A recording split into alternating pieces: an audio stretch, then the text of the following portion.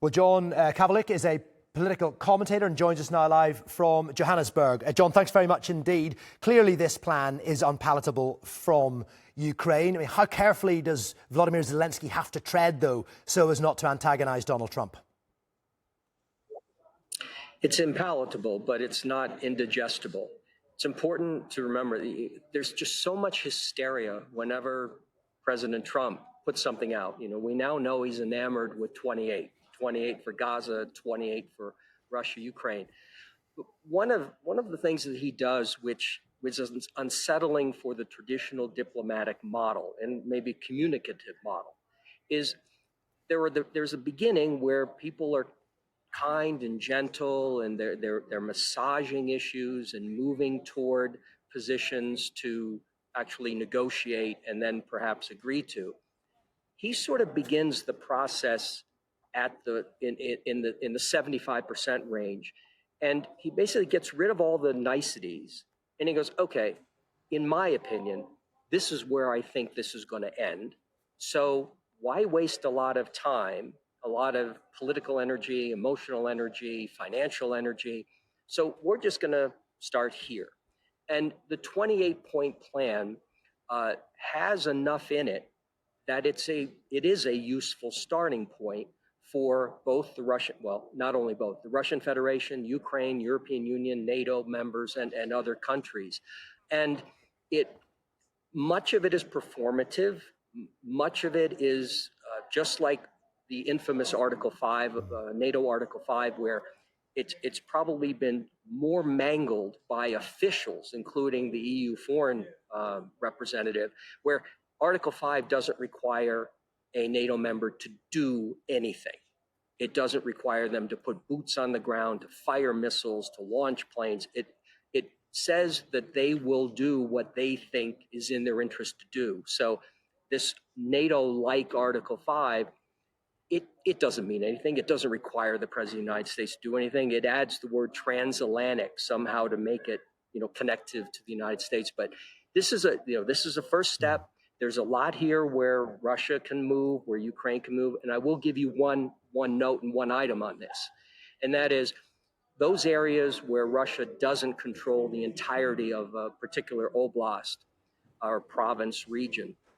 One of the areas or one of the ideas that has been quietly discussed is moving the boundaries. So Ukraine would shift them further east to where the Russians are.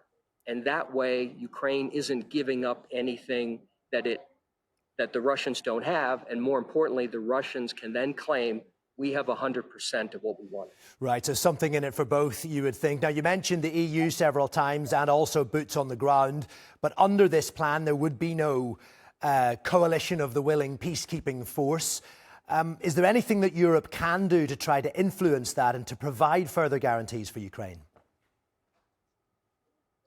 Well, they separate the question. Yes, there are things they can do, but then you get to, okay, going from we're willing, we're interested, we want, we support, we love, we respect, to spending money, to authorizing and then budgeting for troops.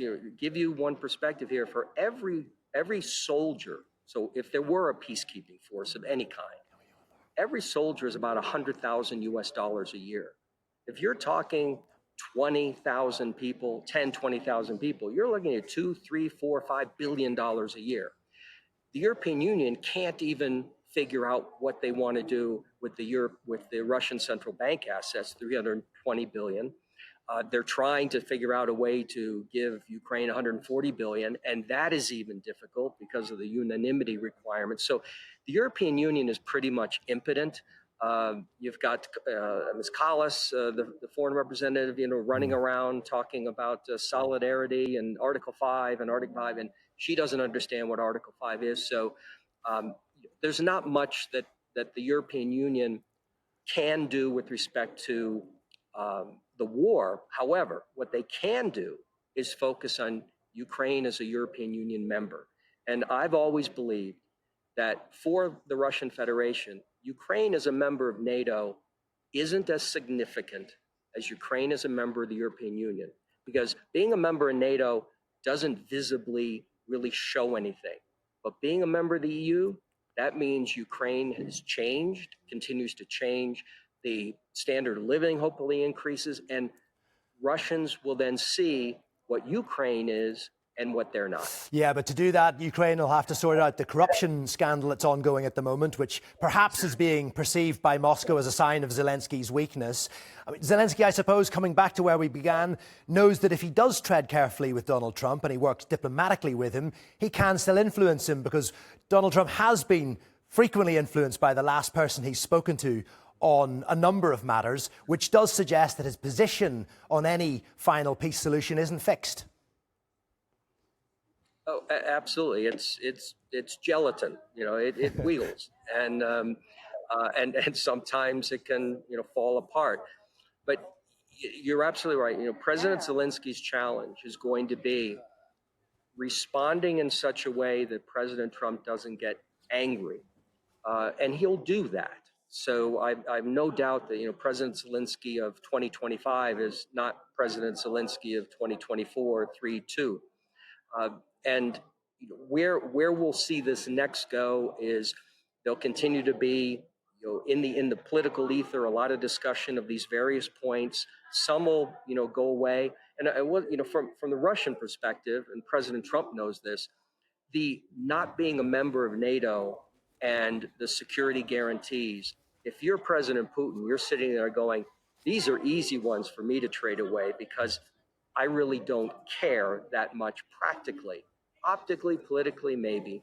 But these are two that I can play with and maybe get something else from. And for President Zelensky, he needs to acknowledge that not being a member of NATO, that's not going to, that wasn't going to be on the table anyway. So is he losing anything? And in terms of the sort of Article 5 light guarantees, he knows that really doesn't mean anything. So you got two, both sides are looking at something. It really doesn't matter that much. Okay. So you will see how the rest of this plays out. But I think that the money issue is going to be a big one, where they've got $100 billion in there, and Ukraine's going to say to the EU, wait a minute, you froze $320 billion. We've already taken $50 billion of that as a guarantee loan. U.S. is 20, EU took 30. We're using the interest from that money to help Ukraine. Now we're trying to figure out a way to maybe take $140 billion. And if you're President Putin, that's going to be a very, very interesting process to unwind. Lastly, I'll leave with, this isn't a peace agreement piece of paper. It's there's the word armistice. This is just trying to stop the fighting. And for President Trump, go back to when he took office in January, his focus is stopping the fighting, whether it's a ceasefire, whatever you want to call it, for a day, a week, a month, a year. But he knows that peace between these two countries, Russia and Ukraine, that's decades away. And solving all these issues relating to the damage done, the lawsuits that are going to be filed in the International Criminal Court against, for people that were killed and raped and orphaned, going to take decades to sort out. It's a long process, So this is John. really about trying to stop the fighting. It's a long process. John, thank you very much indeed. Great to get your thoughts today. Appreciate you joining us on the News Hour. Thanks for the time.